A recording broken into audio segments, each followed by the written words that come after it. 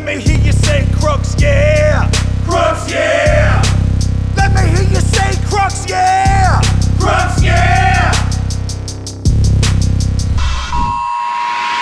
Crux, yeah podcast. Crux proper. Crux, yeah podcast. What's going on? Forgot my fucking coffee over there. I'm going to grab it real quick. But I am a day late, and I'm sorry for everybody that was expecting this to come out Tuesday, which it normally will and normally has been, but had a bunch of shit go down. It was Halloween weekend, and the bright side of that is that I'm not doing another solo episode because I finally got my guest schedule back up and running, and my guest that I'm here with today is Diego Rangel. What's going on, man? That's me. Hell yeah. Yeah, I missed the Tuesday episode. There's no Tuesday episode, but it's Wednesday. And we're here, bro. We're here. And we're here. So how was that show? All right, We're starting over now that a baby's not screaming in the fucking background. Yeah, unfortunately, the baby had to go. Yep. But yeah, I had a show at Dallas Comedy Club. It was a fun one. You know, the opportunity to be able to perform there. Yeah. Was that's probably awesome. that was great. a big deal to me. Fuck yeah. Especially with some people like David. Like David, yeah. David Diaz. He brought David me up to my Diaz. first open mic, so be able to perform with him was pretty cool. And it went all right. You know, I did 10 minutes. The crowd wasn't super responsive, but just like just the whole opportunity to perform there was like Yeah. How was the crowd? Were some people there? It was probably like 25 people, roughly. You know, Hell yeah. My I mean, dad- that's good enough to get like feedback. Yeah. For sure. yeah. And my dad and uncle were there, which didn't help me honestly. Yeah. Because they're kind of like more stiff. I feel like. Uh-huh. So just knowing that they're in the crowd, like, oh, like, make me laugh, Yeah. you know, like that was kind of intimidating. But if you make guys like that laugh, then you know you got something good. for sure, You know what I mean? Yeah. I don't Those think stiff I did, people. but But this time. this time. See, that's an interesting thing, bro, because like I think a lot of people, what they don't understand is that regular people, I mean, like, but as a comic, man, it's such a long journey and a long process. You know what I mean? That regular people kind of expect you like, oh, you're a comic, so you need to, like, everything you say needs to be like funny as hell, like right now. You know what I'm saying? And it doesn't work like that. Like it takes a while. Yeah. So people think like, oh, just because you've been doing it for you know, Chris Porter, right? Yeah, Chris Porter. So like, do you ever listen to Honeydew? No, I haven't. Yeah. So he was on there with Ryan Sickler, and he was talking about when he started comedy, he won like a competition at his local comedy club in Kansas City. So he got to perform as like a feature act for like the prize was that he got to perform as a feature act for some touring comedian. I forget who he said who it was, but I forgot. Anyway, the point is he brought all his family, like everybody, extended family, uncles, everything. And he bombed in front of everybody. God. So then everybody was kind of like, well, you suck, like just indefinitely. You know what I mean? So it took years for him to invite them back, because anytime he said he was continuing to do comedy after he made that first impression, they don't understand that he was just brand new, man. I mean, it's going to take years for you to really, like, you can still be funny or get funny fast depending on who you are, sure. But it's going to take, I mean, compared to when you're in the beginning versus when you've been doing it for years, it's like going to be uncomparable for everybody, you know? So he's like, dude, it took them years. Like, he's like, they didn't even take me seriously because of that until I was on like Last Comic Standing, dude. Yeah. Until I was on TV. For sure. And like, I feel like regular people just don't like understand that you do the same jokes over and over again to like perfect it. You know, like the jokes you're telling now are completely different when they first started. The same, you know, with me too. And it's like, where if you tell like family or friends that or whatever, they're like, really, you're just saying the same thing every week, you know, for a couple minutes a night, like you're waiting hours. And it's like, to most people, that's not worth it at all. Yeah. Which it's barely worth it for us. But since we do it for so long, you have to love it. Yeah, you have to love it. Like, you get to have so much fun doing it. But after doing that for so long, like, your jokes will change completely. And you know, people just don't understand that why you would even want to do that. Yeah. You know? Yeah. But I don't understand why people would love to do shit either. Like, dude, I do not understand anything related to like working on machinery or fucking cars. Like, technically, dude, I am so fucking retarded. It's not even funny. Like, I'm stupid as fuck when it comes to that shit. And I do not have any desire to mess with it. I want to pay a professional to mess with it. I don't want to have anything to do with it, man. I've just never been into it. I do not want to do it. The thought of having to do something like that, like, depresses me, just because it's not something I'm good at. I don't enjoy it. My brain goes like, oh God, dude. Yeah. But dude, I got friends, I got relatives who are like, that's like what they want to do. Like, they can figure shit out, like the engineer type, that kind of brain, that kind of mindset. You know what I mean? Like, they want to do it. They want to take things apart and figure out why it doesn't work that way.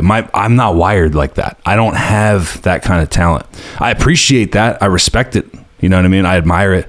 I don't have that though. That's not where my talents lie. You know what I mean? So to me, it's like, why on earth would you want to fucking spend 5 hours taking an engine apart, you know, and putting it back together? You know what I mean? But that person might turn to me and go, why would you want to drive an hour and a half to go talk into a microphone in front of a bunch of strangers that hate you for 3 minutes? Yeah, for 3 minutes. And it's not guaranteed they're going to like you or not. That's a complete toss up and gamble. I don't blame you. That's when you spell it on out paper, like that, yeah. when you describe, when I just said that, that sounds insane to me. Yeah. But I've done it and done well and had fun with it and been successful. So I know that that's why I want to do it, because I know how great that can be. You know what I mean? Yeah. But on paper, it sounds insane. It does. For free. You're doing this all for free. Yeah, too. you don't make money. Like, even that was my first paid gig. And I mean, it paid for parking, you know, but it's like, you don't do it for money. It's a paid gig, dude. Yeah. We're talking about on paper. That was a paid gig. On so paper, no one it's can like, dispute that. Yeah, you know, but you can't do it for the money, because you're not going to make money. You lose money. For a while, yeah. Like, so did you listen to when I had Alonzo on the episode, Yeah. Alonzo Bowden? So he was talking about your first 4 years, you got to look at like it's college.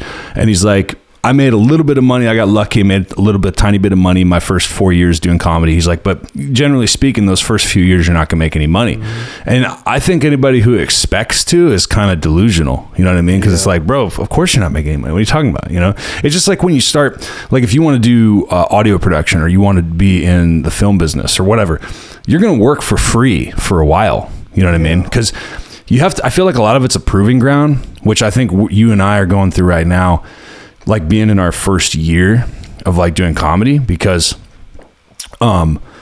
there's like kind of like a wait out period. I feel like where people that have been doing something for a while, whether it's like comedy or working in TV or working in movies or working in music industry, any kind of entertainment industry, once again, going back to on paper, that's a cool job. Like that's something people want to do or want to say they do. You know what I mean? Like, oh, I do comedy, or I'm a musician, or I work on a TV show in Los Angeles or something, right? That's glamorous to a lot of people, right? When they hear the description.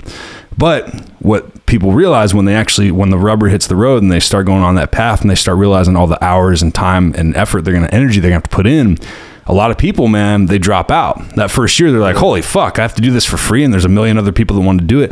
It's like, yeah, there are a million other people, but you got to realize most of those people are going to be gone in a year. So you got to prove that you're one of those people that wants to suffer and sacrifice long term. And it's going to pay off if you keep doing it and you do it well and you work hard. But no one's going to hand it to you, and it's not going to be easy. So that I feel like you got to push through. And I think people that have been doing it, that are veterans, they see the people that are pushing through and hustling through it and sticking around. They're not fly by night. And then once they realize you make it through that gauntlet, then they're kind of like, oh, okay. Yeah, he's like a peer. This person's here to stick around. He or she's here to stick around. You know what I mean? Yeah. So, you know what I'm saying? Like, I feel like, does that make sense? Yeah. Cause like, yeah, it's going to suck for a while. Like that's the intern period. That's the pledge period. That's the initiation. But after that, if you're doing things right and you're working hard, you're not being delusional about your progress, things start to pay off, you know? Yeah. That's also why I feel like comedy isn't as like respected as it should be, because it looks easy. You know, you just stand in front of a microphone and you just talk to people, you know, and so everybody thinks that they can do it because they're funny with their friends and family. But it's like people don't realize how many hours, how many miles you got to drive. And it's just, it's an effort thing and consistency and how much time you're willing to put into it. But I don't know, because at the same time, there are some people who are like years in who aren't necessarily, or who are, I would say, delusional. You know, so that's why I said you can't be delusional about your progress, man. Yeah, you have to believe in yourself without being delusional. Yeah, you know, like you have to be realistic about what you can do and how good you are. Mm-hmm. Mm-hmm. You know, and I think you should. in baby steps. My opinion is, I think you should do that every day. You know what I mean? Because I'm new to comedy, and that's what this podcast is all about. And as it goes on for months and years, you know, if I make it that far, you know what I mean, then it's going to develop over time, and my wisdom will grow in it over time. Because right now I don't have any, because I've been doing it only since June, seriously and consistently, you know. So, but I've been doing music a long time, you know what I mean? So I got some experience in the arts and performance, you know, area, and making money at it. And I can tell you it's not an overnight thing. But in the baby step thing I was talking about, you got to evaluate what's going on. Like, dude, when I did that competition in Baltimore, like, undebatably, dude, I have it on tape. Like, I am telling jokes, whether everybody on earth thinks they're funny or whatever, whether I think they're good or bad. Reality is, I had a really good set and people laughed at them. You know what I mean? Yeah. So that's how you got to evaluate. Well, are people laughing? Do they like you? Did they come up to you after and say that one of your jokes was funny? Checkbox was yes to all those. Okay, so that means that material is good. Conversely, you know, I can get up there and tell some new stuff and it completely bombs, and you have to acknowledge that it bombs, dude. Like, it wasn't funny. Or maybe you try something 2 or 3 more times in front of a couple other people and still bombs. Like, well, this is obviously not funny, so I got to move on. I can't be delusional about it, right? Yeah. Jokes take a long time to form. Like I said earlier, like the jokes that I'm telling now, like, it might be the same premise or concept, but like, it is probably 80% different versus when I first started telling that joke. And so it's just really cool to be able to, like, because only other comics like see how your joke changes, because they see you every week, you know, every other day. But, you know, I think it's awesome being able to perform in front of people, you know, like real people who are there to laugh, you know, because you go so long with just performing in front of actual or in front of comics to who've heard your jokes, you know, 50 times, so they're not going to laugh. And then whenever you finally get the opportunity to perform in front of, you know, 20, 30 people, it's like you can finally, that's your real test of if your jokes are funny or not. And so it's just, that's what I love. Yeah. You know, I love that. Yeah, it's really awesome. Yeah. It's the best feeling in the world. Yeah, it's when you do well and you make those people laugh and shit. Yeah. Yeah. I actually wanted to ask you, because like you're like, you've been doing music a while. Yeah. So I want to ask, like, how similar or different are the beginnings from music and comedy? Man, I got a joke. I'm trying to write about this that I haven't even tried performing yet, but I've been thinking about it for a while, and it's in my fucking, you know, list. Yeah. Okay, so here's the differences that I've noticed. So the difference when you start doing music, most musicians, whether you're, you know, if you're performing live, it doesn't really matter what genre of music you're doing, whether you're in a band or you're a rapper, you're a group, you're whatever, solo. Most of the times people start out doing covers. You know, even if it's on the internet, even if it's not live, you see a lot of people making YouTube videos of just vocal covers or guitar covers of their favorite songs, right? And you can show you can do it really well. People are impressed and shit like that. Comedy, you can't do that, bro. I can't go up there and start talking about Hot Pockets. You know what I'm saying? No. That's my joke. Like, that's my joke that I would do, because that's the difference. When you're new in music, you start playing people that you admire's music. You perform other people's stuff. And in the beginning, that's okay. You know what I mean? There's nothing wrong with, no one shoots you down for that. That's not looked down upon. Comedy, that's theft. You're stealing other people's jokes. You can't just go up there and tell any competition, anybody that tells you, most open mics, if they have rules, they will tell you, you have to perform original material. You know what I mean? Because it's basically kind of like verbal plagiarism, right? You're stealing someone's stuff. So you can't do that. You got to come up with your own stuff. You got to do only originals if you're abiding by the rules. You can't go up there and tell covers, or else people think that you're secretly stealing or whatever if they knew. So that's a big difference. But in the sense that you're probably not going to be that good in the beginning, and you have to just fucking suffer through it and just get better and practice, that is exactly the same, you know? Because in music, and obviously here's another difference. Like, if you're talking about playing with other people or a group, with comedy, you're always by yourself because you're up there alone, right? So at the end of the day, you can have friends, you can be part of a scene, you know, ideally, hopefully, you know, everybody's positive and supports each other, which is personally, that's what I like to see. You know what I mean? I know that's not everybody's thought, but that's what I like to see. But like, if you're part of a band or whatever, you get up there and you can all suck collectively together. If you're a comic, you're up there just sucking on your own, dude. Yeah, and that's it. It's such a vulnerable thing. Yeah. You know, because you are on your own. You know, like people make fun of improv, but it's like, because I started taking improv classes, right? Because I want to use those skills to help improve. Where are you taking those classes? I'm taking them at Stomping Ground. Oh, okay. Yeah, and that just start. I'm on level 2 now. Oh shit. Okay. So that first class is Sunday. But I'm hoping that those will help.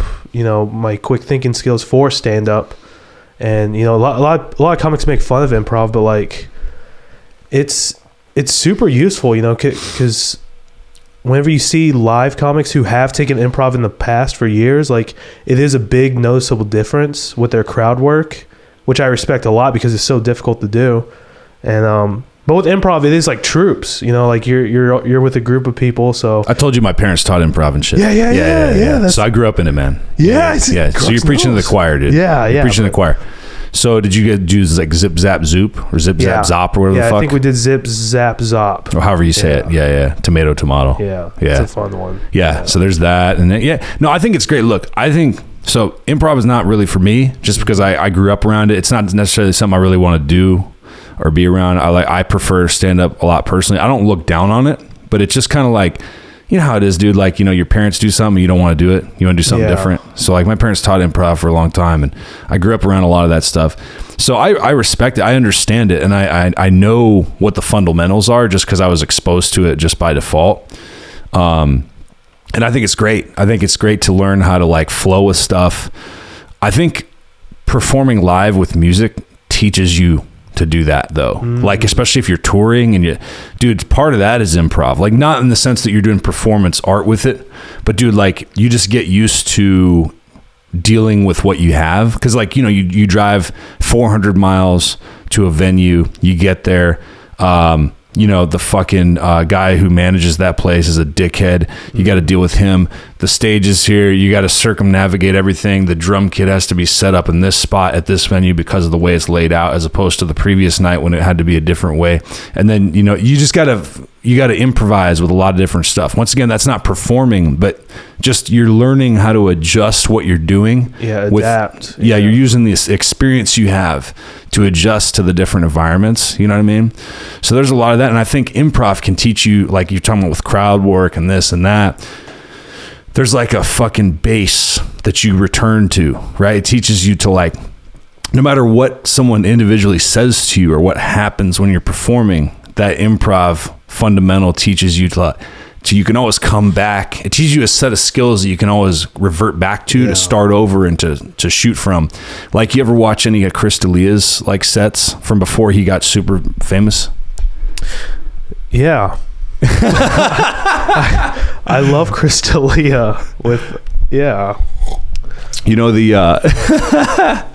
the early, have you ever watched some of the early shit though? Like from like 10 years ago? Stuff, no. Okay. So before he was like, it was like, man, I saw him like in LA.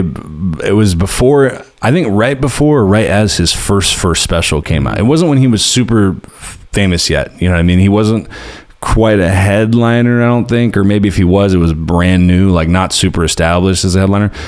He would just come on and they would give him a lot of spots at the Laugh Factory. So I saw a lot of that stuff, and in person and video. And he was he's a fucking master at improv, dude, and working the crowd in terms of like crowd work. He's fucking, what I noticed though, after seeing it a few times, my point coming back to the base of skills, no matter what he says or who he engages or what the responses are, he always comes back to like a certain way that he can twist the comments. You know what I'm saying? Yeah. Twist the responses of the crowd members, the audience members. And I'm like, okay. So yes, he's extremely good at it. And I'm not trying to downplay it or simplify it because it's not easy to do. But I see what he's doing now, because no matter what gets thrown at him, he can come back and have a certain little bank of responses. You know what I'm saying? He's got a little tool chest. You know what I'm saying? It's not like he's just coming up with shit off the cuff in the sense that he has no idea what he's doing and it just works out. It's like there's a little set of things that he's got from the experience of doing it. Yeah, from doing it thousands of times. He knows how certain people are going to respond to certain questions or whatever, so he has those responses in his back pocket, Yeah. So, and yeah, you see that a lot at the improv too, like over the weekends, like just A lot of comics who do crowd work, they will ask the same questions, but they are going to get different answers because they're asking the different people who come from different backgrounds and everything. But because they do it so much, they have prepared responses, and it seems like they're doing it for the first time. And it's that's why I love crowd work so much, because it looks like they're doing it for the first time, but really they've done it thousands of times. This is something, because I notice you always like to do. You definitely kind of jump to crowd work as much as you can, even if at open mics, because we go to a lot of the same ones. Yeah. So this is where I'm at with it. I try not to, I minimize my engagement with crowd work at the open mics, because that's the bulk of what I perform at now. You know what I mean? At least at this stage, right? So I try to avoid that and just tell jokes to get feedback, because I don't know what the etiquette is there. Because if there's a crowd, if there's an audience of people, I don't want to piss anyone off or drive anyone away or walk anyone, because I feel like and I don't think anyone else should either, because that's like our little sample of people where we get like that opportunity to tell some jokes and get some feedback from regular people. So what I don't want to do, and you haven't done this, what I don't want to do is like be the guy that fucking scared away the crowd, because that makes you look so bad. You know what I mean? Yeah. And I don't want to do that. Comics get upset because it's so rare that you get actual audience members. Yeah.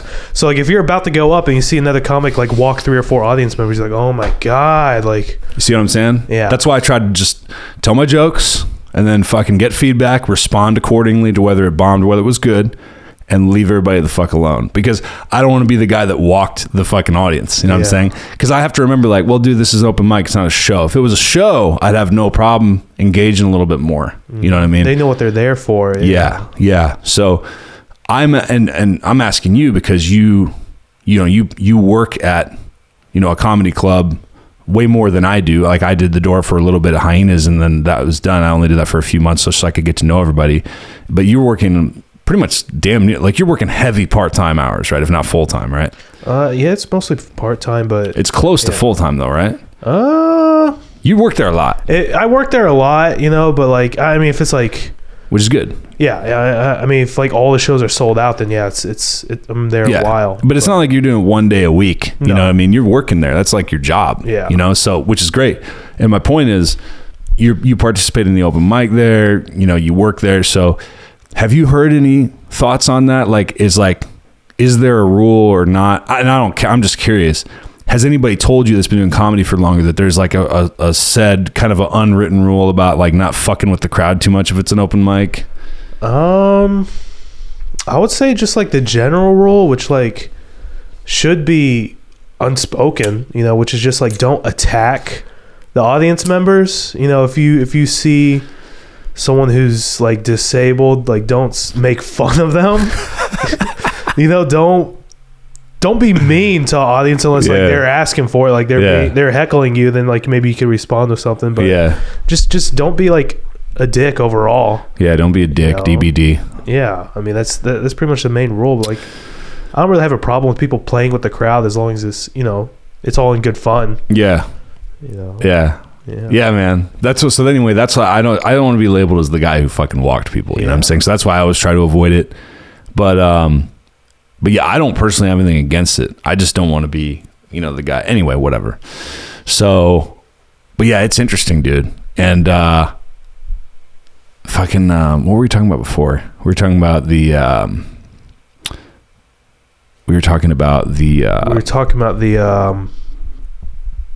Well, fuck, I don't fucking care. So, hey, real quick, it'll come back. I'll remember. It doesn't matter. Yeah. So I first met you in June, because that's when I started. I started June 7th or whatever the fuck. June 7th, June 9th, one of the two. I have it in my email. Anyway, early June. That's when I met you. Or not met you, but I saw you. You didn't see me. It was at the Arlington Improv when they were still doing it. It was the last time. Hopefully it comes back someday. But not yet. When did you start? Because you said, when I first met you, you said, I just started taking it seriously for the last month. Now, was there a period before that when you technically started, or was that it? No. Like, I did my very first open mic at the Addison Improv, where I went up there, basically just asked for a job, And luckily one of the door guys was leaving that weekend, so it kind of aligned perfectly. And then, I started that weekend. I worked for 2 weeks. And I did my very first open mic there, March 14th. And then, for like the first month, probably first 4 or 5 weeks, I only did that mic at the Addison Improv every Sunday. You can sign up. AddisonOpenMic@gmail.com. You're not going to make the list, but you can sign up anyway. We gotta get shit for that. That's fine. No, keep going. I'm just grabbing my phone. Yeah, but I did that like every week for the first month, and then I decided to kind of expand a little bit, so I started doing hat tricks. I went there. So when was that? That was maybe May or June. June, I started taking it kind of serious. And then, I guess you saw me at the Arlington Improv. I was we essentially started right around the same time. Kind of. Maybe you're a month longer. Yeah, a month or two longer. Gotcha. But I was doing a lot in the beginning. Like, I went from doing 1 a week to like doing 7 or 8 a week. I remember. And then now I'm probably doing 3, maybe 4 a week. I think that's still really good though, dude. Yeah. I think that's still not bad at all. I think so. I justify it in my head because I host Will Call and Deep Ellum on Tuesday. Sign up at 7. Starts at 8 o'clock. You won't make the list. You won't make the list. You won't make the list, but you can message me anyway. Yeah, but I host that on Tuesday, so in my mind that kind of makes up for a mic or two. If so instead of doing 4 or 5, in my head justifies doing 3. Since I host one. That counts for sure. Yeah, it's more stage time for sure. I feel like you get a leg up on stage time though, because when you host, even though you're more like working, you know what I mean? After you get done telling your set, you're still actively like engaging and you're getting those reps. I feel like you're getting those reps in. I think it's great. Yeah, it mainly just helps with being comfortable on stage, because I think that's probably the biggest thing, because you will get funnier with time, the more jokes you tell and the more you go up. So just the amount, you need the most stage time possible. And a lot of hosts will just go up, say, all right, next comic, all right, next comic, all right, next comic. Yeah. But I try to have high energy with it. I have like fun doing it. I'm like, oh, this next comic, blah, blah, blah. He's one of my favorites, Beautiful Eyes, whatever. Like just saying goofy stuff like that. Like obviously during shows, like real shows, like, I'm going to take it a little bit more serious because, like, that's go time, But for mics, like, I try to have a lot of fun with it. Yeah. I try to bring energy. Yeah. Which, because I know it can be brutal sometimes. Right. Especially for newer comics. Yeah. Like, I remember a lot of open mics in the beginning were very demoralizing because it's silent the entire time. You hear the obligated claps in between comics, and then that's it. It's just... So I try to bring a little more energy and life to it as much as I can, but I can only do so much. No, that's great, man. And like the small handful of times that I've hosted and stuff, it's definitely like a different art form for sure, and everybody, obviously anybody who does comedy for a while does host at least somewhat, if not a lot, especially in the beginning. Like it's great because it gives you a newfound respect for hosts once you do it. You know what I'm saying? Like there's little things that you kind of respect and little etiquette that you try to follow. You know what I mean? When you're a performer and you're not hosting, there's little things that you probably do out of consideration to the host that you didn't think of before when you've worn those shoes. Like me now, dude, way more. I try to acknowledge the host more. I let them know who I am if they don't know who I am. And if they do, I let them know I'm there. I'm visible so they know where I'm at. I fucking, thank them, give them a little fist bump to and from the stage. Like I acknowledge them, little things. Because what you don't like as a host, and I think you'll agree with me, is you don't like that fucking, like that comedian that thinks they're the shit, that just walks up there, has no regard for you. They think like the show's designed around them and they just fucking walk up there. It's like, bro, you're at an open mic, okay? Yes. And there's like 30 comics here. Yeah. Like no one gives a shit about you. Yeah. You know what I mean? And it is the little things too. Like even something like just putting the mic stand back. Like, because it is annoying whenever, you have to go up 15 times in between comics, and then like you have to keep going to the back of the room, grab the mic because people didn't put it back, or make sure the cable's plugged in because they're pulling on it, doesn't get tangled up and everything. So it is, and you can tell that's kind of how I tell like how experienced someone is just how they behave, like around whether it's hosts or other comics, like how respectful they are, like their etiquette, their stage etiquette, if they acknowledge other comics or hosts, like it shows a lot. Actually. Or if they run the light by a lot of time. Well, that's a big one for me. Like I'll just go and say, yeah, give it up for whoever just ran the light. Like I don't like that a lot. Yeah, that's the consideration stuff. Like, you know, like a couple weeks ago, I was trying out a bunch of new stuff. You were there, I think, at DCC, and then I just went, I'll leave you guys with this. And I looked at the time, I saw how I calculated in my head how long ago I got the light, combined with like what I had left to say, and I was like, do I have anything really new that's really going to fit in this time that I can work on? Nah, I got something that I know is funny that I could say, but it's going to take too long, and it doesn't matter anyway because I already know how to say it and I know it works. So you know what? I said out of consideration for the next comic, I'm just going to go ahead and say bye or whatever the fuck, you know, and I left. I feel like that's like, if I were a host that saw a comedian do that, I'd be like, that's cool. Yeah. You know, you didn't fucking go over, you ended it, you know what I mean? You announced it, and then and so we can keep it moving because there's like 30 people, you know what I mean? Yeah. Yeah. It's a lot, you know, because the hosts, a lot of times you don't necessarily get to watch every single comic because like you're either looking for the next one or you're you know, trying to find out where people are.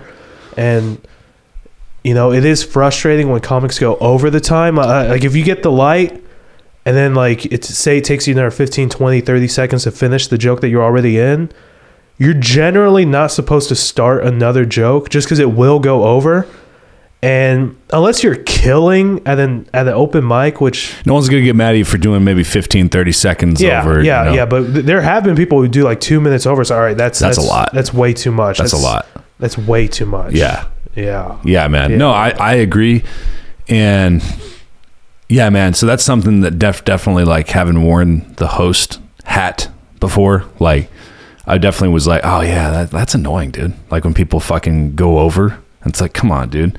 Now I got to fucking babysit you on the time. I gave you the light. I can tell it's been over a minute. Like, I got to go over there and do it again. Come on, man. Don't turn me into a cop. You know what I mean? Yeah. Like, just fucking acknowledge it, you know? Yeah. So, and I feel like the more you conduct yourself in like a positive way, I feel like the more lists you're going to make too. Because if everybody who hosts an open mic or puts one on that's like popular, that requires a list, like, you know, the improv, which you won't make. Yeah, you won't make it. Don't bother. So anyone like that though, I feel like if they're going through like 70 names and they only have 25 spots, if they see someone like, you know what, like this person, like they always like abide by like the rules, they always have a good attitude, you know, they never cause any problems, they never run the light, they're always on time, I'm going to put them on there. I feel like you're that much more likely to get selected than it's like, this guy goes over, he's always late, he never listens, he's not considerate, I'm not going to put him on, you know what I'm saying? Yeah, 100%. A lot of this is like, I mean, it's not fair, but like just the way that is people do play favorites a lot. Sure. You know, I'm guilty of that That's too. human nature. Yeah, I mean, to a degree. Yeah, you know, so in comedy, it's people do play favorites. So it's like, just be cool with everyone, you know, like don't be rude, just do you and be respectful, and then like people will acknowledge you and it's a time thing too. You got to show that you're not, because a lot of you're gonna stick around. How many people, dude, in the tiny amount of time that I've been doing this, and I think you'll agree with me, I've seen a bunch of people come and go. Yeah. And I've been doing this for like no time. So in the months that I've been doing this here in Dallas-Fort Worth area, dude, I've seen people that I saw a couple times, and then I'll see them again like 2.5 months later. And I go to quite a few open mics. So if I haven't seen them anywhere, I'm going to know like, that guy, fuck yeah, that guy's been around forever. People show up rarely and then won't come back, you know, for months. Yeah. Some people will do it a couple times and then leave. So, and I was talking to Jordan Mack about this when I did my episode with him a couple months ago. I get it. You know what I mean? Having been doing another art form for a long time, there's a lot of people that come and go, and there's a lot of fly-by-night people. So as somebody who's been doing it for years, you kind of wait to see if someone's going to stick around or not, you know? Yeah. And the more you see, dude, they're a part of this. They're not here, you know, they're here to stay. I feel like then you're more likely you know, to get included with stuff, because they just want to see, obviously, just like any organization or any profession, man, there's seniority involved. So people that have been doing it longer, that have more experience, that prove that they're doing this for the long haul, they're going to get priority. And I understand that. You know what I mean? I don't disagree with that. I get where people are coming from with that. I do that. I think that's just psychological, you know? Yeah. And what it reminds me of, I'm not saying that they're the same thing at all, but like kind of like, I have no personal experience in it, but like military, you know, like whenever someone new comes in, it's like they're going to be dismissive of you and like maybe not treat you as equals. But that's just because they're going to see like if you stick around or not, you know, like you don't want to get all buddy with someone, then they're gone in 2 weeks and you never see them again. Yeah. You know, and I've had that situation where, whenever I very first started, I was like talking to this I was trying to talk to this comic, and they were very dismissive of me, which I didn't take it personally, but I was just like, okay, whatever. And then, you know, 6, 7, 8 months later, that same comic is like inviting me out. So it's like, if someone's dismissive of you, it's not necessarily them being a dick. They're just like, no, I don't want to be, you know, because it is a little bit cliquey, you know, with people who hang out with each other and everything. Sure. But you want people in your group who are going to stick around. You know, you don't want people in and out, and it's just. Well, I feel like there's classes too. You know what I'm saying? Because like in terms of like upperclassmen and lowerclassmen and shit. Like you and me, like if let's say we both continuously do comedy for years to come, we started around the same time. You know what I mean? Pretty much exactly the same. Like yeah. So like over time, like 4 years from now, you and me and like whoever else was like around the same period roughly will identify with each other more than like who's been around for like only maybe 1 year. And then the people that have been doing it 4 or 5 years longer than us, they're going to have their clique of people they started with, because that's just the people they've known and the people that they kind of grew with. Yeah. Now, I feel like, because that's just like AA, dude. That's just like being in sobriety, you know, because I've been fucking sober for years and years. So that's the same thing, dude. People who got sober together and then they stay sober over years, they kind of, you get like little cliques of people. And it's not necessarily because they're like, yeah, we're better than everybody and fuck all these other people. It's more just like you get used to the people that are around. It's like a closer bond. Yeah, that you've known them for a long time and you've been through some shit together. So you kind of naturally, you know a lot about that person. You know what I mean? So you're going to be that much closer.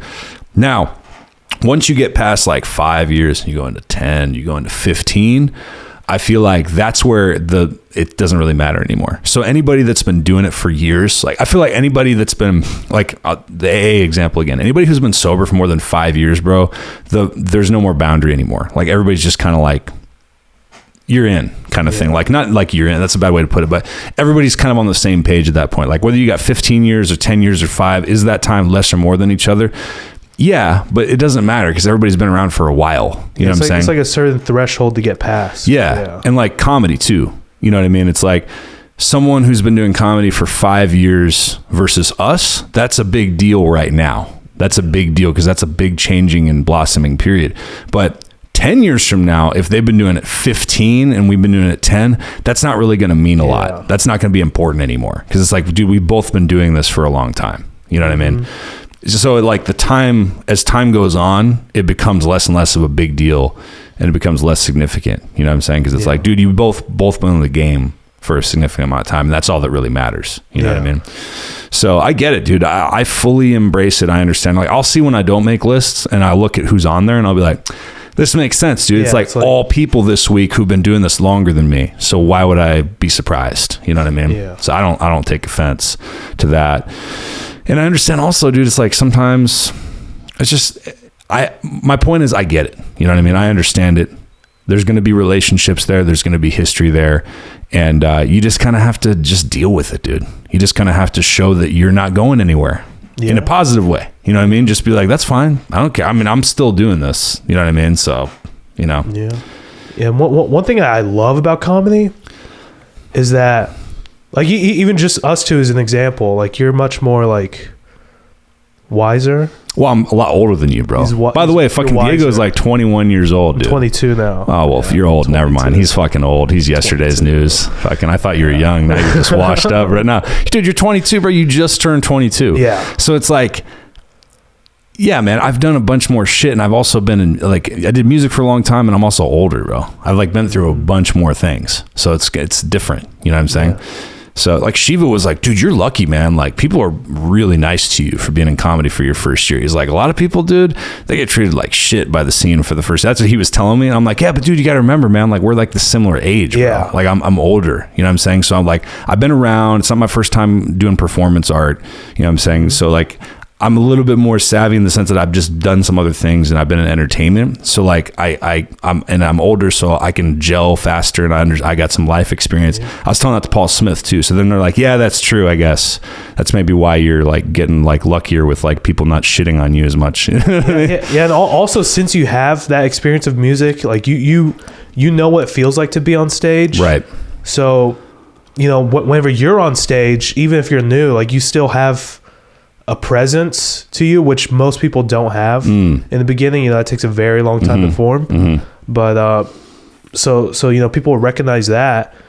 You know, but yeah, like I was saying, what I love about it is like it doesn't necessarily matter the age.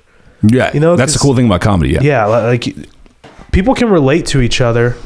You know, like it's cool just talking with you. You know, we've been doing comedy roughly the same amount of time. Yeah. But we've lived vastly different lives. Yeah, you know, but we can come together and we can talk about it. Yeah, for hours. That's what I love about it. You know, it's awesome because it's not discriminatory. Discriminatory. I don't fucking know, something like that. Discriminative. It's not discriminative. Discriminateous. Discriminateous to people just because of how old they are. You know, yeah. Or you're back. Like anybody can do it. Oh yeah. But also not everybody can. I think it's interesting that way, dude, because like acting and comedy to a degree, you're never too old. You know what I mean? You're going to be in different brackets and different markets for sure. You know what I mean? You can't be fucking 40 and try to get on the Disney Channel and shit. Yeah. You know what I mean? But like, you know, still there's a place for you. Like look at fucking Samuel L. Jackson, dude. I don't think he got into acting till he was I think he started in his mid, if not late 30s, dude. Oh my God. Started. And it took him years to actually get somewhere. You know what I'm saying? He was older. You know, and look at him. Yeah, he's one of the biggest names out there, dude. Yeah, dude. You know what I mean? So you just never know, dude. I don't know if you know Rodney Dangerfield. Do you know his whole thing? I don't think so. So he did comedy when he was young, when he was like late teens, early 20s, and just complete flop, like unsuccessful, didn't do that well, quit for years, dude. Fucking raised a family. So I was a salesman, like a door-to-door traveling salesman for years. You know, got a career, got a house, you know, had a family. And then at 40, he decided he's going to get back into comedy. And that's when he actually had the career that he did. Man. Yeah. So he doesn't even count like the early years because he has a joke. He's like, when I quit, I was the only one that knew. You know what I mean? Like, cause like no one gave a shit. No, he wasn't. Yeah, he wasn't still successful. Nobody. Yeah. So he was a salesman for a long time. And then he got back into it, and then he used that life experience to develop the famous act that he ended up having. And now a lot of comedians, bro, they say that he was one of the best to ever do it in the pure art form. You know what I mean? What's your opinion on that? Because I'm younger, you know, a lot younger, way younger. No, I'm not. No, but like super young. way younger, dude. No, but like I plan on pursuing comedy forever. Hell yeah. You know, but and you should. That's awesome. Yeah, that's but amazing.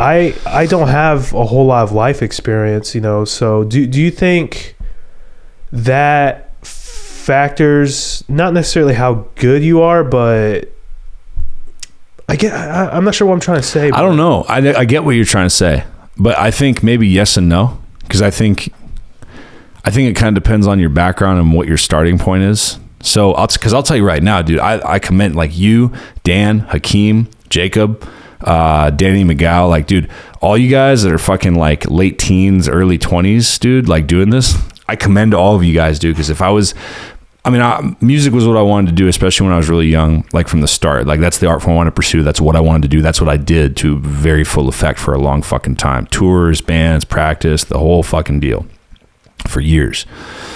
And now I make some money at it. You know what I mean? And I took a break from it, came back, you know, like deep in it now.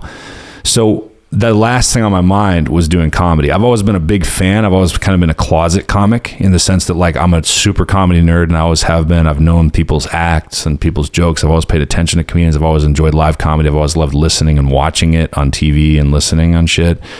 I've always loved it. You know what I mean? But I've never like, I don't count this, but in 2012, I think I told you this before. In 2012, I did like 4 open mics. Like I did 2, got lucky, had a decent set in front of people at the Ha Ha in North Hollywood. This comedian was like, "Hey, dude, you were pretty funny."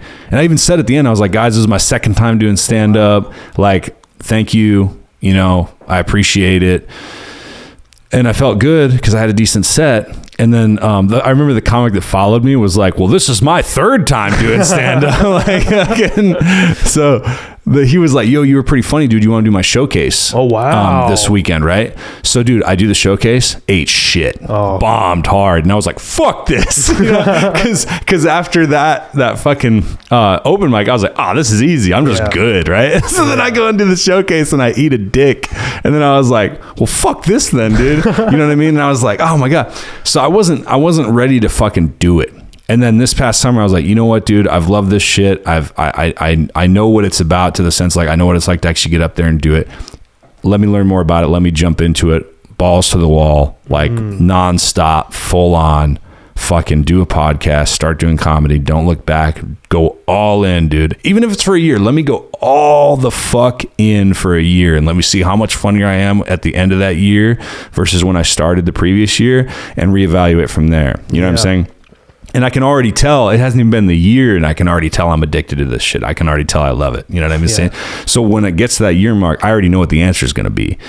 So my point with doing that, saying that whole fucking thing is like, I think you're ready to do it when you're ready. Dude, if I was 19, 20, 22, trying to fucking tell jokes, dude, I don't even know what the fuck I would say. Like I can, the fact you guys are doing it, going back to my point, is amazing. It's fucking amazing. So are you at a disadvantage? There's an advantage and a disadvantage. The advantage is you guys have a shitload of time. You guys have so much time, bro. I remember when I was 21, 22, I would think that 30 was like old, like end of life. Old, yeah. It does seem old. Fuck yeah, dude. It seems so old when you're fucking 21, 22. So my point is, dude, you guys have so much fucking time. Like, I know, once again, I know it seems old, but let's say you do this for 10 years and you're 31. You know what I mean? Mm-hmm. Like from when you started, you're going to be so young still, even though it seems old to you now. In the grand scheme of life, that's young, man. Yeah. Like you'll be 10 years in the game, dude. Yeah, you know what I'm saying? That's kind of crazy to think of it like that. Like, that's what I'm trying to say, bro. Jacob, fucking, he'll be 32. He'll be 10 years in the game, dude. Yeah. You know what I'm saying? That's fucking crazy. Hakeem, 29. He'll be 10 years in the fucking era. Did he start when he was 18? I don't know. Because he's 19 now.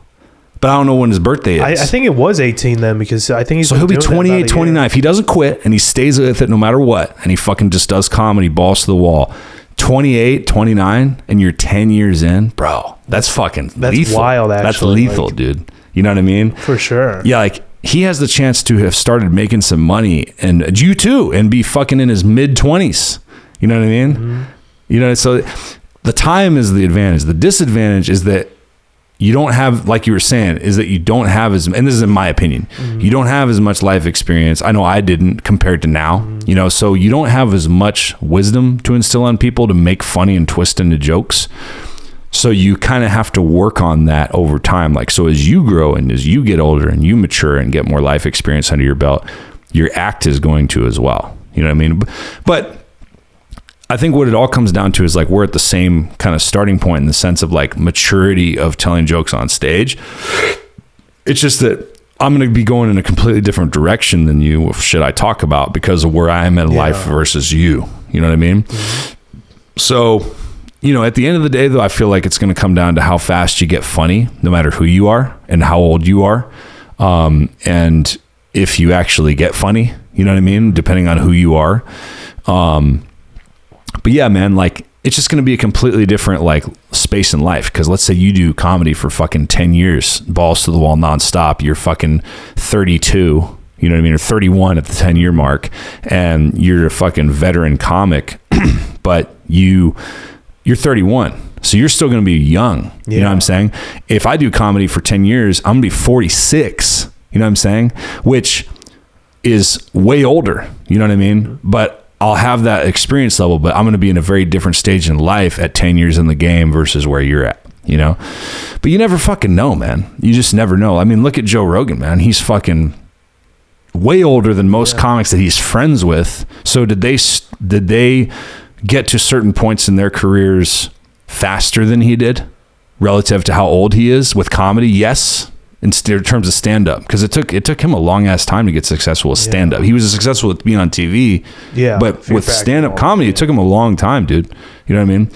So he's friends with people that are 15, 20 years younger than him that are really successful stand-up comedians. Huge. Right? Yeah. But he, as an older person, is way bigger than them. You know what I mean? So it just depends. It just fucking depends on what happens to you and what your path is, right? Like it could go any direction, you know? So yeah, dude, I think but at the end of the day, it doesn't matter. You know what I mean? Like, I had Hakeem and Dan over here. They're fucking kids compared to me. Yeah. And like, we still had fun and we talked because they're almost half your age. They're almost half my age. Oh my God. Dude. Yeah. I'm 36, dude. That's pretty cool. Yeah. We can have a good time and talk because we're all into comedy. You know, and we're pursuing the same art form. So anything outside of that art form, I have nothing to fucking say to them. I have nothing to relate to them at all. Completely different. Yeah, I got a mortgage. I pay my fucking bills. I got a house. You know what I'm saying? I got a kid. Yeah, I got a kid. I got a big boy job. You know what I mean? I do music. They don't. Like, I can have conversations about that with people that they wouldn't relate to at all. You know what I'm saying? And they're into shit that I'm not into, bro. Like Dan wanted me to come over to his house to do his podcast. I was like, bro, I'm not going over to a 19-year-old kid's house, bro. I'm just not going to do it. I'm not going to go and do that, dude. Like, I'm a grown man. I'm not going to go over to someone's parents' house. It's weird. You got real responsibilities. It's weird for me. You know what I'm saying? So like, different places in life, but you can all come together and because we all love this fucking thing. You know what I mean? And I'll tell you, I think it's necessarily, because I don't think there is an age cap on it, just like we've been talking about. But I think it's harder the later in life you start because of the responsibilities you have. Like, think about it. For me to go to an open mic, I mean, I got to make sure my kids are taken care of. I got to make sure my wife's okay. I got to make sure that everything is in line, like with work. I got to do all these things, and you can just fucking go. You know what I mean? I can't. Yeah, it is much easier. Yeah. So I don't necessarily think it's because someone is younger or older. I think it's more as you get older, man, and you get some success in life, and you get things and stuff and people, you know, that are in that you're related to. There are more responsibilities that can weigh you down. So that comes down. The question then becomes, well, how much sacrifice are you willing to make? Now, on the younger side of things, like let's say I hadn't ever done any other art form and I was 21 years old and I was getting into comedy. The challenge with staying in that, being really young, is you haven't really done a lot of stuff yet, right? Like, you haven't gone to college and gotten a degree. You don't have a lot of work experience, so you're not in high income bracket jobs, right? So like, as you get to be 23, 24, 25, 26, it's kind of like, well, where am I at with this art form that I'm pursuing versus where my peers are? You know what I'm saying? It's like, my peers are starting to make this kind of income and have these kind of jobs and have degrees and progressing in life, and then I'm fucking telling jokes in this bar. You have to be able to withstand the internal pressures of fucking doing this crazy ass thing with your life. You know what I'm saying? As other people around you that you went to high school with, or that you know from your neighborhood you grew up in, they're growing their thing and they're doing their thing. You're going to see that and you're going to be like, well, where am I versus them? That I don't have that because I've already gone out and done a bunch of shit. You know what I mean? Like, and I have stuff. So I can go, well, I'm fine, bro. Like, I don't need this. I'm fine. You know what I mean? So I don't need to like measure that against anything because I already have all this other shit like under my belt. If I didn't have anything and I was 21 and then I become 22, 23, 24, 25, 26, I'm like, well, fuck, it's kind of scary. You know what I'm saying? It's scary. Yeah. That's the advantages and disadvantages, you know what I'm saying, of being like older versus younger, in my opinion. You know what I mean? Because as you get older, because I've been in that spot, you know what I mean? I've been there. As you get older and you progress through your 20s, my point is like, you just have to, and it's, you'll be fine with it. It's just that you have to fucking maintain a work ethic. You see, that's the thing that blows me away. I think you'll agree how some of these like people that we do comedy with, how like they don't have a lot of hustle, bro. They don't have a lot of drive. I see a lot of these people and I'm like, dude, like this is all you're doing. Like, dude, I met this guy. He only goes to Backdoor comedy once a week. One's not enough. That's the mic that he does. That's it. And I'm like, I'm not telling him how to run his life or anything, you know what I mean? Because it's his business. But I was thinking to myself, I'm like, that's not enough, dude. Like, if you want to do this, that's not even enough to get a gauge on if this is for you or not. No, especially Backdoor. What's only 3 minutes of clean. It's like 3 minutes is that's like 2 jokes. You know, it goes by so fast, and like it is a consistency thing. You know, like if you're brand new, like you might not feel comfortable doing more than 1 a week, but like if you plan on pursuing it, 1's not enough. Like you're gonna have to do several a week, you know, every week before you even start to see any change at all in your jokes. It's like working out. It's like you can't work out once, you know, a month and say like, oh yeah, I'm getting in shape now. It's like you're not, you know, there's no noticeable difference at all from one, you know. Yeah, totally. Yeah, you know what I'm saying. Yeah. And that's why I think that this is just my opinion right now. I'm not there, so I could be wrong. That's why I think a lot of comedians who are like, you know, successful, they've been doing comedy for years and years, you know what I mean? It's what they do for a living, you know. That's why I feel like they're so welcoming and so encouraging of people when they start, because they're being nice, first of all. But I think the reason why is kind of like, if I'm a bodybuilder, dude, and I'm at the gym and I'm fucking like, you know, super shredded, super in shape, and then this guy comes in and says like, I want to work out. You see so many people come in for a week and try to work out, realize how hard it is and leave, that you're just kind of like, cool, but yeah, like great, like yeah, go for it. Let's see what you're gonna do though. You know what I'm saying? Because this is not gonna take weeks or months. This is gonna take years. You know what I mean? So are you prepared? Let's see, and let's let time tell. Are you one of these people that's gonna stick through this through the years? Yeah. You know what I mean? And that's the real test. So I think that's why people that are kind of veterans are kind of like, cool, yeah, good, man, do it. Yeah. And then what they're really saying is, let's see. Yeah, we'll see. Yeah, let's see how long, you know? Yeah. Does that bother you whenever you see people who are newer or not as committed, like, call themselves comics, yet they're not? I don't know. I've asked people that have been doing comedy longer than me about that. And I said, like, dude, isn't it like comic and probation or something like that? I said about myself, because I'm like, bro, I've been doing this less than a year. And they're like, nah, man, like, you're a comic. That's what I've heard from a couple of people. I haven't heard that. But what is your opinion? What do you think? Well, I can tell you have one. I do have an opinion on it. Well, I just now feel comfortable like calling myself a comic, but I still put quotations in it, you know. But what bothers me is it goes hand in hand. What people think it's easy, you know, anyone can do it. So they think they do 1 or 2 mics every couple months, like they call themselves a comic.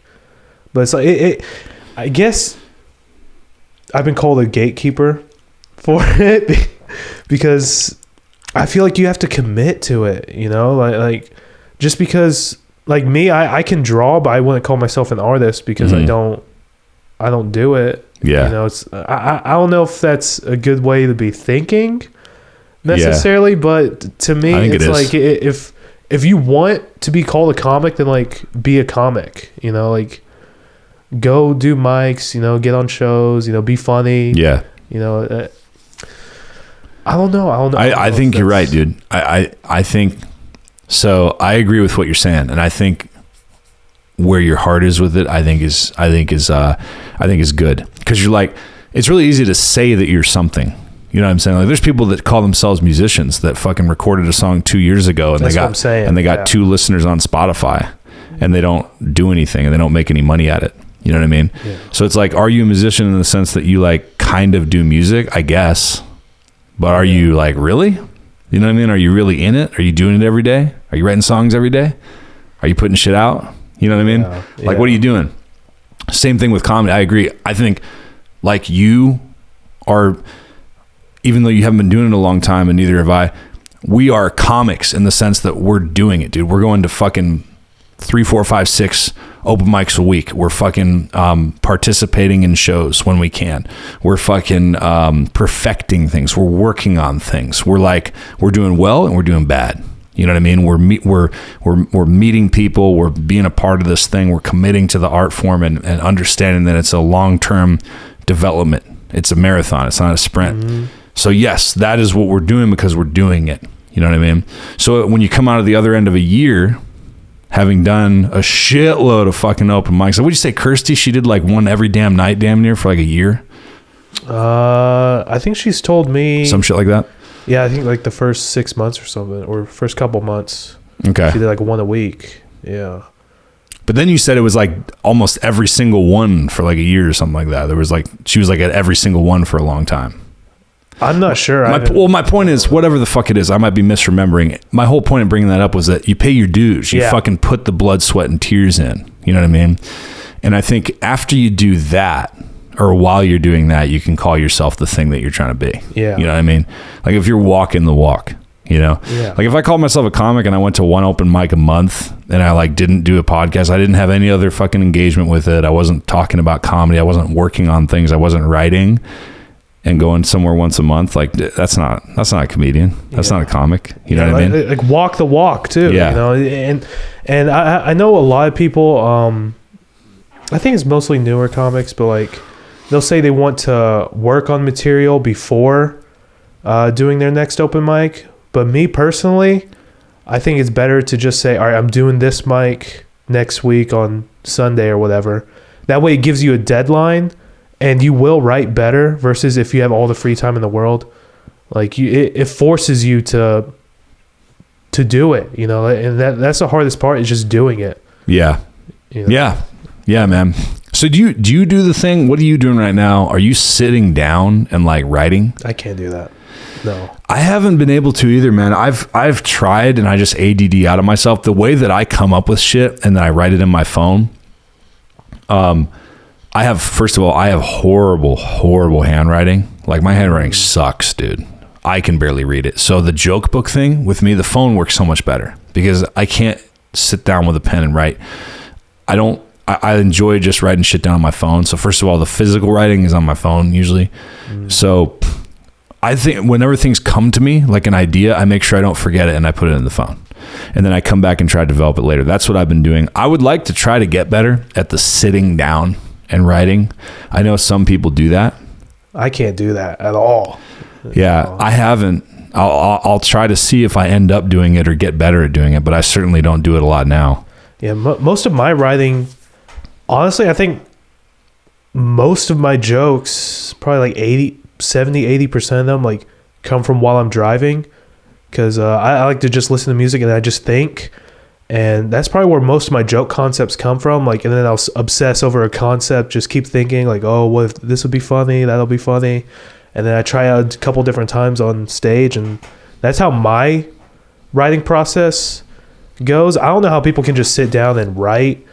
You know, to me, I've never been able to do that. I probably never will be able to do that. But for me, it's just much easier to just, whenever it comes to me, and then I work it out that way.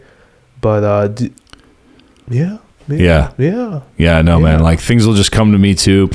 I'll just try to think like, oh, dude, that'd be funny. Like that's something funny. I would think that was funny if I heard it. Isn't it funny when you think though something's gonna be really good and you're like, oh, this is good, and you start to try. It's not even that you say it and it bombs. It's more you think of something that's gonna be really good and then you start to talk it on stage. Like when the words that sounded so great in your head start to come out of your mouth when you're presenting it. And then you're halfway through it and you're like, oh, this sucks. Like, yeah, that's happened to me a lot. And the opposite has happened too. I'll say something I don't think would be funny and then like it kills. I'm like, oh my God, I can't believe people. Well, that was really encouraging for me, dude, because I heard Tom Segura was on talking on a podcast a few months ago about that. And I was like, oh, cool. Like this guy's a professional and he said this happens to him. So that makes me feel better because he said when he's performing and you know, he's at the stage in his career where he can try new shit out in front of 1,000 people. Sold out show. Yeah. So he's like, dude, when you try something new out and it bombs in front of 2,500 people, you're like, all right, you gotta move on. But he says that. He's like, dude, the thing that I think is going to be so good, he's like, will completely flop. And he's like, then I'll try something that I think is just a complete, just whatever mediocre, and it just fucking kills. And I'm just like, really? It was that thing? That's good? It's not the thing that I thought was good? No, the thing that I thought was going to do really good completely fucking bombed. Yeah. And he's like, it'll just surprise. It always surprises you. You got to. His point was, you just got to try everything because you never know what's going to be good. You know what I mean? So that's something to keep in mind for me. You know? Yeah, I know. With my writing in the beginning, I actually wrote a lot. Like I would, my notes on my phone is just, it's wild. It's a bunch of random ideas, random stuff. But in the beginning, I would just scattershot stuff.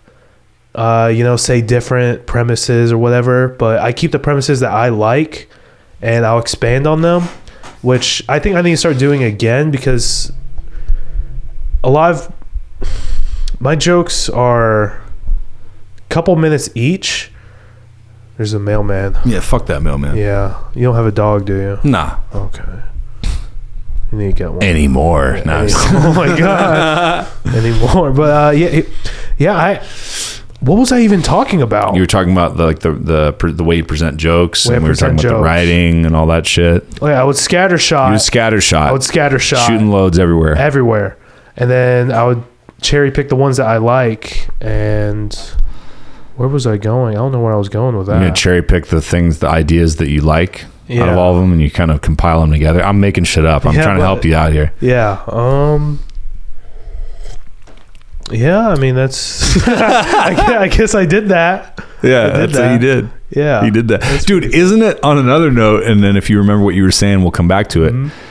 Isn't it crazy? Like, because one thing I've noticed, right? So I've always been a fan of stand-up. I did it for like 2 minutes, which I don't count. I wouldn't even count that. Four mics, that's I don't. And I don't. I don't even say it to people unless we're really, if you really want to talk about it, then I'll bring it up. But I don't even say it. Like when people ask me, like, how long have you been doing comedy? I just say since June. That's all I say. So, yeah, I don't count that. So before, I would watch stand-up, be a fan of it and stuff. I have a lot of friends who've been in comedy for years in LA, and I've gone to their shows as an audience member and enjoyed it. But I've never really paid attention the way that I have been since June now. So now when you watch like a special, or when you see professional comedy shows all the time. I've seen my handful of them too here, like when I did The Door for a little bit, and then you see them every weekend. Isn't it insane when you notice and really observe the experience level of a comic, and you can really see the difference in chops compared to someone who's been doing it for like 2 years, that's like performing at a local bringer show or at open mic, versus someone who's like a headliner that's been doing comedy for fucking years and years that comes to the improv, Yeah. Isn't it interesting when you really notice? Yeah. I think like if you plan on doing comedy, I think like if you can, like working at a club is like super valuable, because you do get to see the pros do it every weekend, and just their mannerisms and the way that they speak it's just levels ahead, and like just last weekend, we had Steve Trevino, which he used to be a door guy at the Addison Improv 20 years ago. So that's like super cool to see, like, okay, it is possible. Right. He's living proof that like you can do it. Yeah. And it was completely sold out show. So it's like that's amazing to see. And I don't know. That's one thing I love and am intimidated by in stand-up, is that there's no clear path to take at all. You just do it and keep doing it, and eventually you start getting stuff, and eventually you'll reach that level if you stay committed. But the path is so unclear. It's kind of intimidating, but it's... What are the cool things though that, like, because being in the environment that you're in and your club, because see where I fucking did The Door, it's weird because unless a headliner comic or like a touring feature comic is like patient enough and they have the time to come up, The Door is upstairs from where the club is. So you're just going down, you know what I'm saying, at Hyannis Fort Worth. So most comedians that are professionals don't really hang out up there because that's not even really where the club is, unlike the Improv. Is there even a fucking green room there? There is a green room. Most of like the bigger comics, like with sold out shows and everything, they'll go through the. I probably shouldn't be saying. Yeah. Don't say anything. Don't say anything you're not at liberty to say. Yeah, but they don't hang out in there. They don't go through the main. That's all you got to say. Yeah. But yeah, you know, they'll hang out in the green room, whatever. But like the smaller, medium-sized comics, sometimes they'll come through like just the main entrance, and they might hang out for a couple minutes, like, hey, what's up, blah blah blah blah. Right. You know, and it's just really cool because some comics are very talkative, outgoing, welcoming, and friendly towards the staff, and some are really introverted and don't talk, and some are pretty like bougie in Hollywood, right? You know, we haven't gotten a lot of those, but it's easy to tell whenever. Everything's different, right? Yeah, fucking dude, Pauly Shore walked through the door when I was doing working the door at his show. He walked through like 20 minutes before the show started.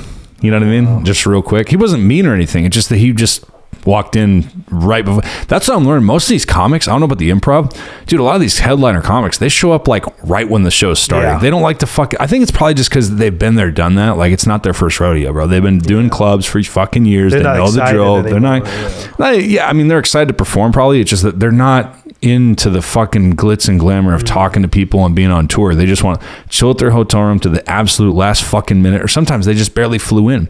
Like Shane Gillis, he literally got out of the Uber that he took from the airport right as the show was starting, because he's just like probably over it. He's just, I don't give a shit, dude. I just want to come here and do my thing. You know what I mean? Yeah, and some comics are super late. Like we had one comic, DL Hughley, I believe it was him. He showed up like 45 minutes after the show started, which luckily the opener, I forgot his name, but shout out to him because he was only supposed to do, I think, like 20 minutes, but he ended up doing like 40, 45. Like, he was stalling the show until Hughley got there. And I personally think that's like pretty disrespectful. Like, it's really bad, like, what's that word?